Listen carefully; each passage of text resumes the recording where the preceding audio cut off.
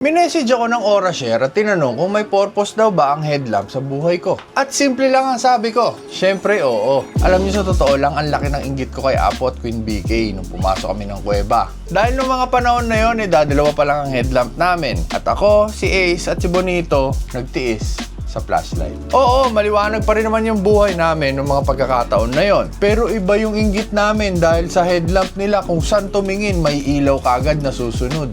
Kaya nung sinabi ng Orashare na papadala nila ako ng bagong headlamp, agad-agad akong umuo. Uy, kalakas! May focus beam, yung isa lang yung bumbilya, ayan, isa lang yung bumbilya umiilaw eh. Sakit sa mata nun. Starring yung light. Yung mata ko.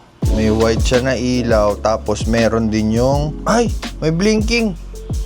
SOS. Straightforward headlamp lang siya na may SOS function. Rechargeable and weather resistant naman na siya. Tilting na din siya. Magaan at slim kaya hindi mo mararamdaman pag sinuot mo siya. Orashare headlamp. Straightforward, maliwanag, magaan. Sarap dalhin. Check out mo lang dyan.